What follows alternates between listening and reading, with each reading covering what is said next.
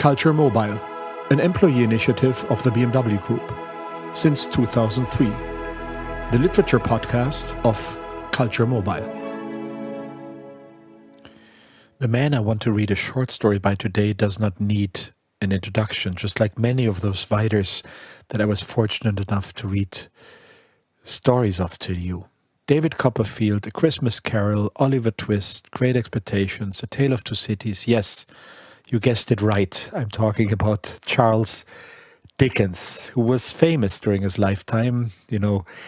He was a master of his craft. Born in 1812, died in 1870, a great English writer who was also very adamant when it came to social causes. He made very much apparent the cruelties of the Industrial Revolution and children's labor and all of these things. So we can be actually grateful for his writing, not only in terms of his craft, but also in terms of the subject matter, which I would think actually has changed politics around somewhat.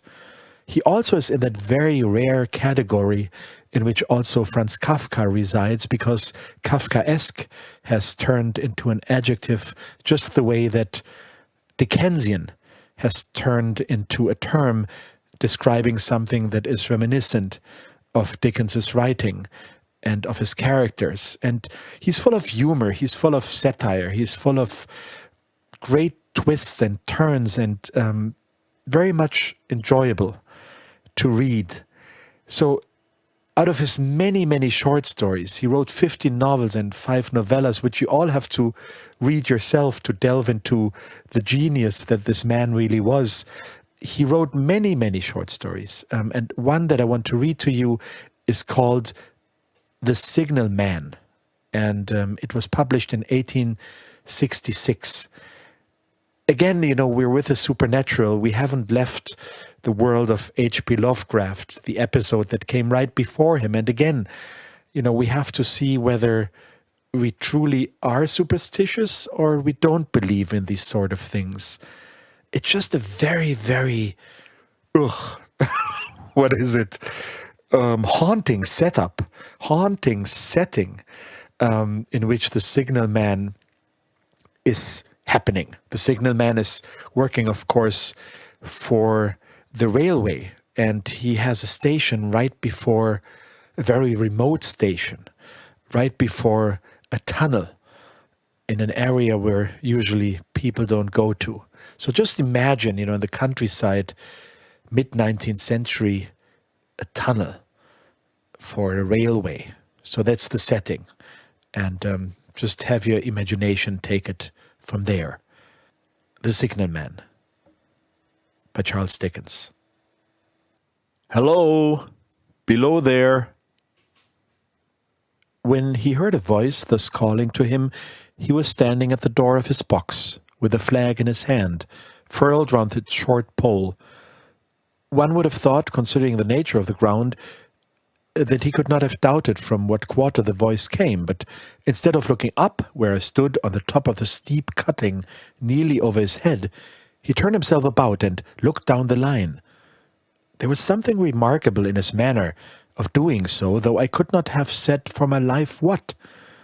But I know it was remarkable enough to attract my notice, even though his figure was foreshortened and shadowed down in the deep trench, and mine was high above him, so steeped in the glow of an angry sunset that I had shaded my eyes with my hand before I saw him at all.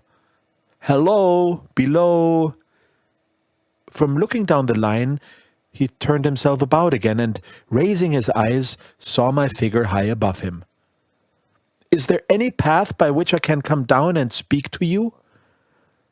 He looked up at me without replying, and I looked down at him without pressing him too soon with a repetition of my idle question. Just then there came a vague vibration in the earth and air, quickly changing into a violent pulsation, and an oncoming rush that caused me to start back, as though it had force to draw me down. When such vapor rose to my height from this rapid train had passed me, and was skimming away over the landscape, I looked down again, and saw him refurling the flag he had shown while the train went by. I repeated my inquiry. After a pause, during which he seemed to regard me with fixed attention, he motioned with his rolled-up flag towards a point on my level, some 200 or 300 yards distant. I called down to him, "All right," and made for that point. There, by dint of looking closely about me, I found a rough, zigzag descending path notched out, which I followed. The cutting was extremely deep and unusually precipitate. It was made through a clammy stone that became oozier and wetter as I went down. For these reasons I found the way long enough to give me time to recall a singular air of reluctance or compulsion with which he had pointed out the path. When I came down low enough upon the zigzag descent to see him again, I saw that he was standing between the rails, on the way by which the train had lately passed, in an attitude as if he were waiting for me to appear. He had his left hand at his chin, and that left elbow rested on his right hand, crossed over his breast. His attitude was one of such expectation and watchfulness that I stopped a moment, wondering at it. I resumed my downward way, and stepping out upon the level of the railroad and drawing nearer to him, saw that he was a dark, sallow man, with a dark beard and rather heavy eyebrows. His post was in as solitary and dismal a place as ever I saw. On either side, a dripping wet wall of jagged stone, excluding all view but a strip of sky. The perspective one way only a crooked prolongation of this great dungeon, the shorter perspective in the other direction terminating in a gloomy red light, and the gloomier entrance to a black tunnel, in whose massive architecture there was a barbarous, depressing, and forbidding air. So little sunlight ever found its way to this spot that it had an earthy, deadly smell, and so much cold wind rushed through it that it struck chill to me as if I had left the natural world. Before he stirred, I was near enough to him to have touched him. Not even then removing his eyes from mine, he stepped back one step and lifted his hand.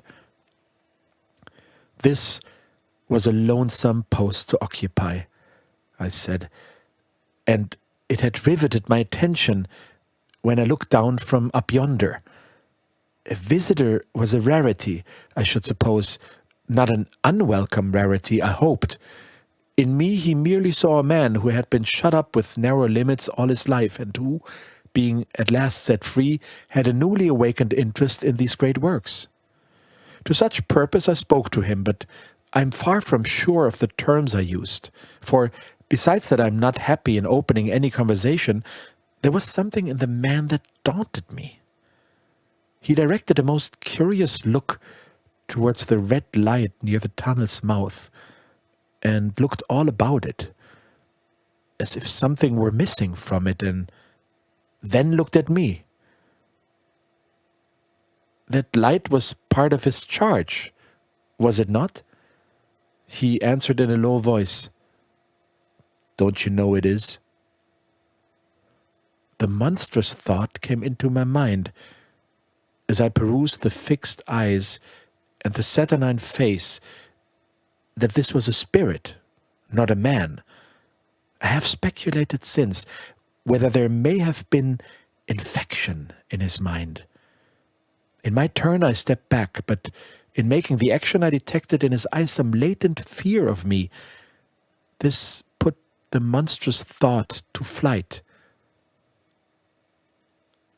"You look at me," I said, forcing a smile, "as if you had a dread of me."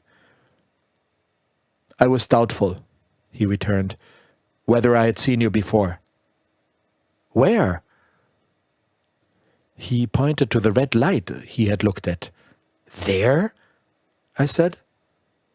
Intently watchful of me, he replied, but without sound, "Yes." My good fellow, what should I do there? However, be that as it may, I never was there, you may swear." "I think I may," he rejoined. "Yes, I'm sure I may." His manner cleared, like my own. He replied to my remarks with readiness and in well-chosen words. Had he much to do there? Yes. That was to say, he had enough responsibility to bear, but exactness and watchfulness were what was required of him, and of actual work, manual labor, he had next to none. To change that signal, to trim those lights, and to turn this iron handle now and then was all he had to do under that head. Regarding those many long and lonely hours of which I seemed to make so much, he could only say that the routine of his life had shaped itself into that form, and he had grown used to it. He had taught himself a language down there, if only to know it by sight, and to have formed his own crude ideas of its pronunciation could be called learning it. He had also worked at fractions and decimals and tried a little algebra, but he was and had been as a boy a poor hand at figures.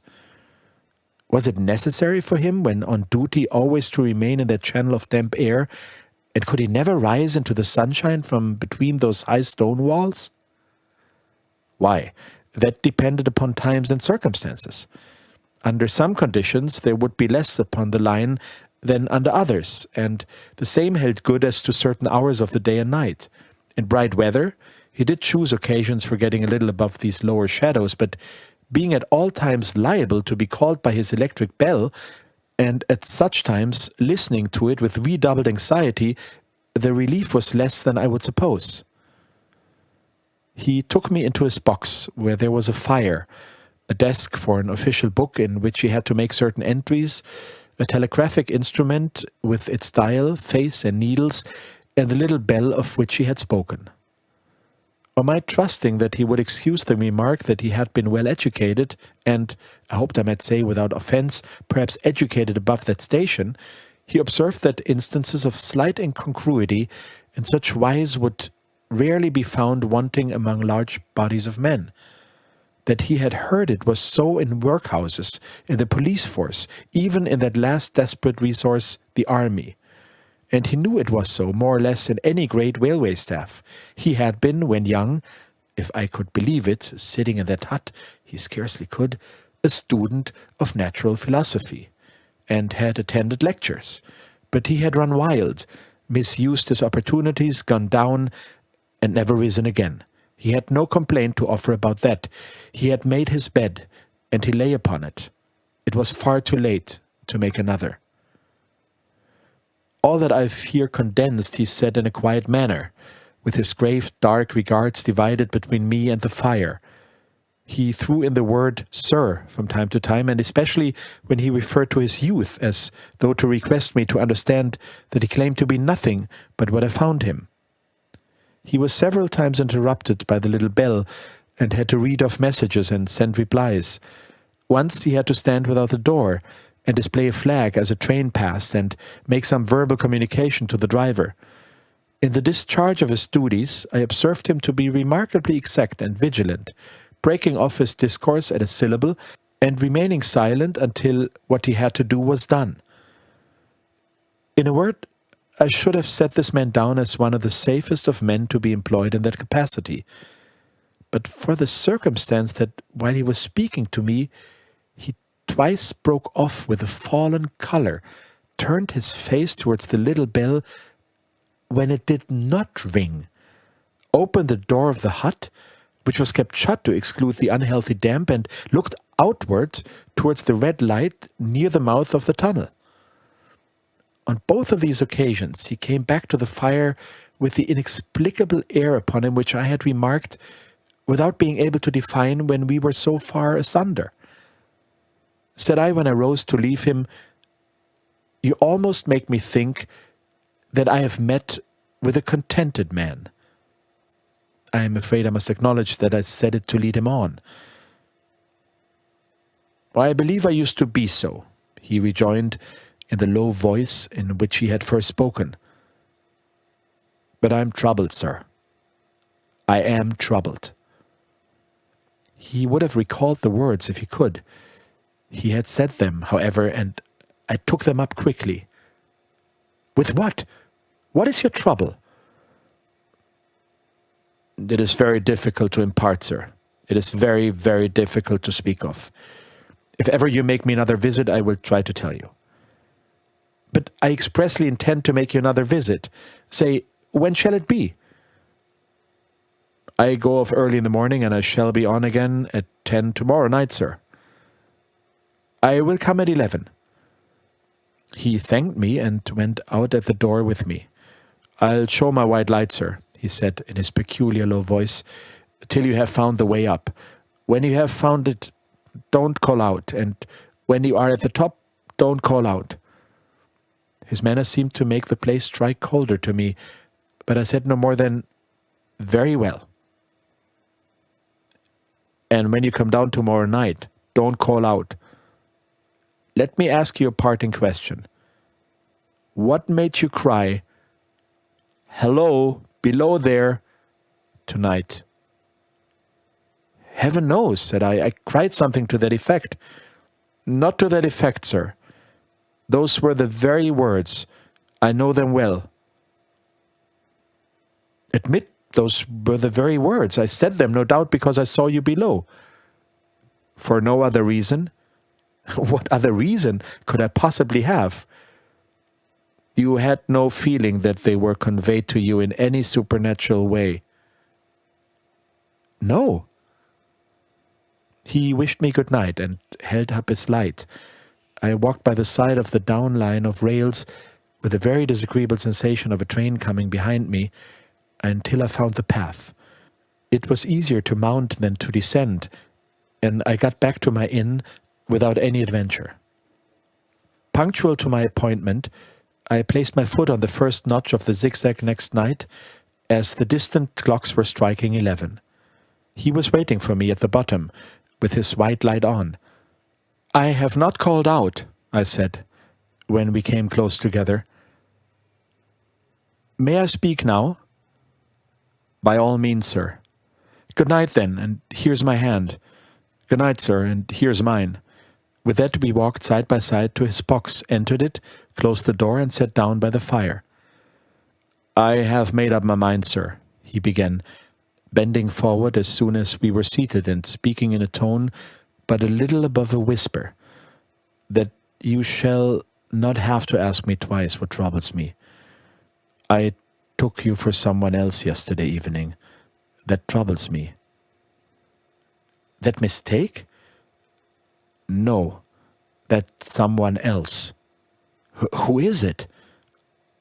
I don't know. Like me? I don't know. I never saw the face. The left arm is across the face, and the right arm is waved, violently waved, this way. I followed his action with my eyes, and it was the action of an arm gesticulating with the utmost passion and vehemence. For God's sake, clear the way. One moonlit night, said the man, I was sitting here, when I heard a voice cry, hello, below there. I started up, looked from that door, and saw this someone else standing by the red light near the tunnel, waving as I just now showed you. The voice seemed hoarse with shouting, and it cried, look out, look out! And then attained, hello, below there, look out! I caught up my lamp, turned it on red, and ran towards the figure, calling, what's wrong? What has happened? Where? I stood just outside the blackness of the tunnel. I advanced so close upon it that I wondered at its keeping the sleeve across its eyes. I ran right up at it and had my hand stretched out to pull the sleeve away when it was gone. Into the tunnel? Said I. No. I ran on into the tunnel 500 yards. I stopped and held my lamp above my head and saw the figures of the measured distance and saw the wet stains stealing down the walls and trickling through the arch. I ran out again faster than I'd run in, for I had a mortal abhorrence of the place upon me, and I looked all around, the red light with my own red light, and I went up the iron ladder to the gallery atop of it, and I came down again and ran back here. I telegraphed both ways. An alarm has been given. Is anything wrong? The answer came back, both ways. All well. Resisting the slow touch of a frozen finger tracing out my spine, I showed him how that this figure must be a deception of his sense of sight, and how that figure, originating in disease of the delicate nerves that minister to the functions of the eye, were known to have often troubled patients, some of whom had become conscious of the nature of their fiction, and had even proved it by experiments upon themselves. As to an imaginary cry, said I, do but listen for a moment to the wind in this unnatural valley while we speak so low, and to the wild harp it makes of the telegraph wires. That was all very well, he returned, after we had sat listening for a while, and he ought to know something of the wind and the wires. He who so often passed long winter nights there alone and watching, but he would beg to remark that he had not finished. I asked his pardon, and he slowly added these words, touching my arm. Within 6 hours of the appearance, the memorable accident on this line happened, and within 10 hours the dead and wounded were brought along to the tunnel over the spot where the figure had stood. A disagreeable shudder crept over me, but I did my best against it. It was not to be denied, I rejoined, that this was a remarkable coincidence, calculated deeply to impress his mind. But it was unquestionable that remarkable coincidences did continually occur, and they must be taken into account in dealing with such a subject. Though to be sure, I must admit, I added, for I thought I saw that he was going to bring the objection to bear upon me, men of common sense did not allow for much coincidences in making the ordinary calculations of life. He again begged to remark that he had not finished. I again begged his pardon for being betrayed into interruptions. This, he said again laying his hand upon my arm and glancing over his shoulder with hollow eyes, was just a year ago. 6 or 7 months passed, and I had recovered from the surprise and shock when one morning, as the day was breaking, I, standing at the door, looked towards the red light and saw the spectre again.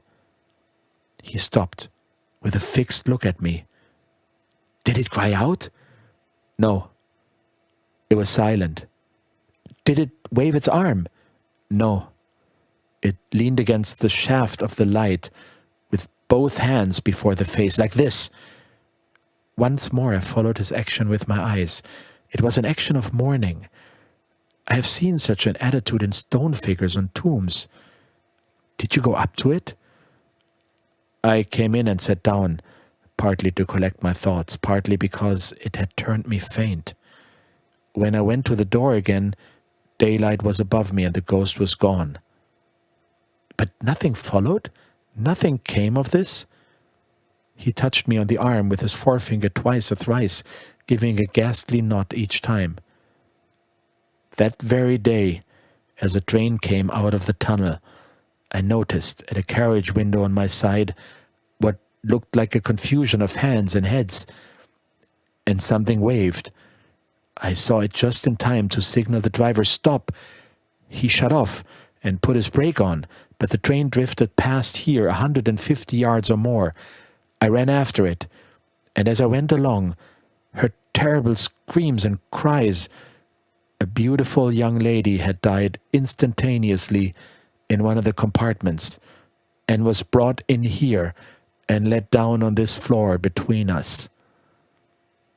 Involuntarily I pushed my chair back as I looked from the boards of which he pointed to himself. True, sir, true, precisely as it happened, so I tell it to you. I could think of nothing to say to any purpose, and my mouth was very dry. The wind and the wires took up the story with a long lamenting wail. He resumed, Now, sir, mark this, and judge how my mind is troubled. The spectre came back a week ago. Ever since it has been here, now and again, by fits and starts. At the light? At the danger light. What does it seem to do? He repeated, if possible, with increased passion and vehemence, that former gesticulation of, "For God's sake, clear the way." Then he went on, "I have no peace or rest for it. It calls to me, for many minutes together, in an agonized manner. Below there, look out, look out. It stands waving to me. It rings my little bell." I caught at that. "Did it ring your bell yesterday evening when I was here and you went to the door?" "Twice." "Why, see," said I, "how your imagination misleads you. My eyes were on the bell, and my ears were open to the bell. And if I am a living man, it did not ring at those times. No, nor at any other time, except when it was rung in the natural course of physical things by the station, communicating with you." He shook his head. "I never made a mistake as to that yet, sir. I've never confused the spectre's ring with the man's. The ghost's ring is a strange vibration in the bell, that it derives from nothing else, and I have not asserted that the bell steers to the eye. I don't wonder that you failed to hear it. But I heard it." "And did the spectre seem to be there when you looked out?" "It was there." "Both times?" He repeated firmly, "Both times." "Will you come to the door with me and look for it now?" He bit his underlips as though he were somewhat unwilling, but arose. I opened the door and stood on the step, while he stood in the doorway. There was the danger light. There was the dismal mouth of the tunnel. There was the high, wet stone walls of the cutting. There were the stars above them. "Do you see it?" I asked him, taking particular note of his face. His eyes were prominent and strained, but not very much more so, perhaps, than my own had been when I had directed them earnestly towards the same spot. "No," he answered, "it's not there." "Agreed," said I. We went in again, shut the door, and resumed our seats. I was thinking how best to improve this advantage, if it might be called one, when he took up the conversation in such a matter-of-course way, so assuming that there could be no serious question of fact between us, that I felt myself placed in the weakest of positions. "By this time you will fully understand, sir," he said, "that what troubles me so dreadfully is the question, what does the spectre mean?" I was not sure. I told him that I did fully understand. "What is it warning against?" he said, ruminating with his eyes on the fire, and only by times turning them on me. "What is the danger? Where is the danger? There's danger overhanging somewhere on the line. Some dreadful calamity will happen. It is not to be doubted this third time, after what has gone before. But surely, this is a cruel haunting of me. What can I do?" He pulled out his handkerchief and wiped the drops from his heated forehead. "If I telegraph danger on either side of me or in both, I can give no reason for it," he went on, wiping the palms of his hands. "I should get into trouble and do no good. They would think I was mad. This is the way it would work. Message, danger, take care. Answer, what danger, where? Message, don't know, but for God's sake, take care. They would displace me.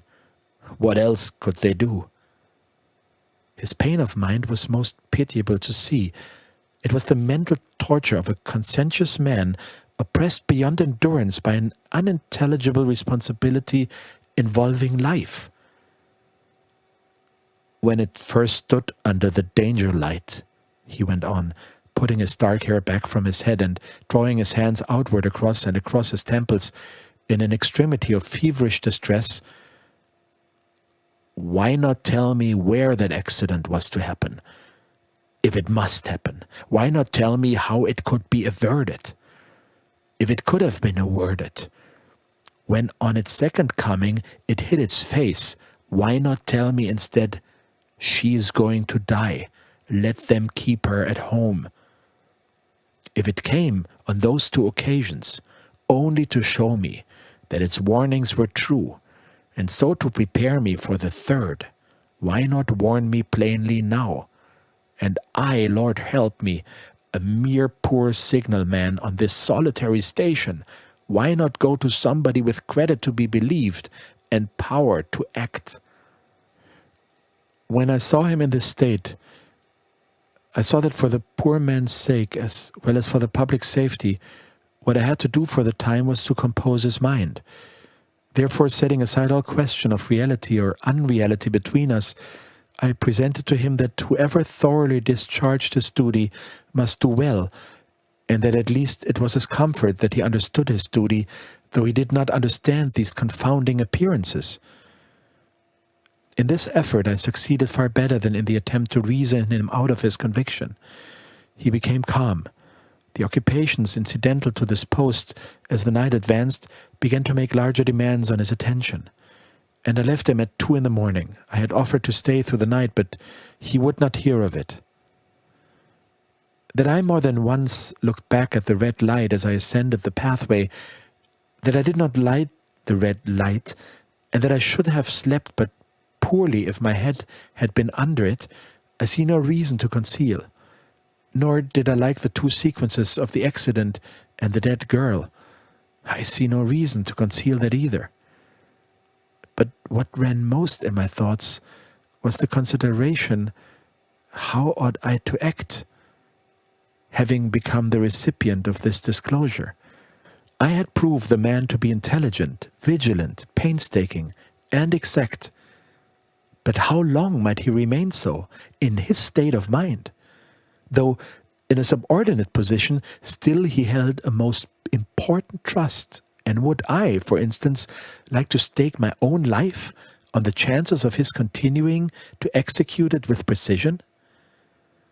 Unable to overcome a feeling that there would be something treacherous in my communicating what he had told me to his superiors in the company, without first being plain with himself and proposing a middle course to him, I ultimately resolved to offer to accompany him, otherwise keeping his secret for the present, to the wisest medical practitioner we could hear of in those parts, and to take his opinion.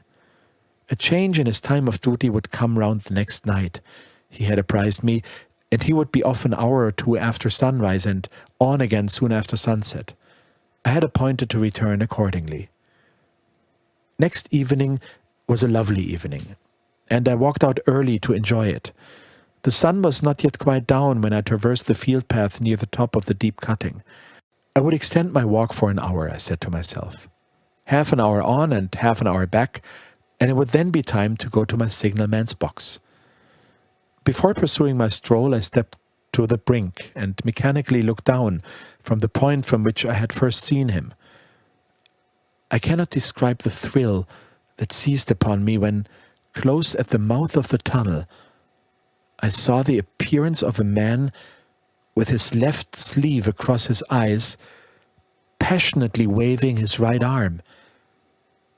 The nameless horror that oppressed me passed in a moment, for in a moment I saw that this appearance of a man was a man indeed, and that there was a little group of other men standing at a short distance, to whom he seemed to be rehearsing the gesture he made. The danger light was not yet lighted. Against its shaft, a little low hut, entirely new to me, had been made of some wooden supports and tarpaulin. It looked no bigger than a bed. With an irresistible sense that something was wrong, with a flashing self-reproachful fear that fatal mischief had come of my leaving the man there and causing no one to be sent to overlook or correct what he did, I descended the notched path with all the speed I could make. "What is the matter?" I asked the men. "Signalman killed this morning, sir." "Not the man belonging to that box?" "Yes, sir." "Not the man I know?" "You will recognize him, sir, if you knew him." said the man who spoke for the others, solemnly uncovering his own head and raising an end of the tarpaulin, for his face is quite composed. "Oh, how did this happen? How did this happen?" I asked, turning from one to another as the hut closed in again. "He was cut down by an engine, sir. No man in England knew his work better. But somehow he was not clear of the outer rail. It was just at broad day. He had struck the light and had the lamp in his hand, and the engine came out of the tunnel. His back was towards her, and she cut him down. That man drove her and was showing how it happened. Show the gentleman, Tom." The man, who wore a rough dark dress, stepped back to his former place at the mouth of the tunnel. "Coming round the curve in the tunnel, sir," he said. "I saw him at the end, like if I saw him down a perspective glass. There was no time to check speed, and I knew him to be very careful.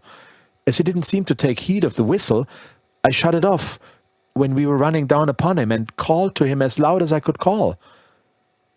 "What did you say?"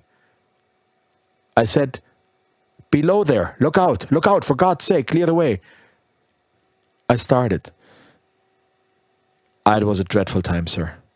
I never left off calling to him.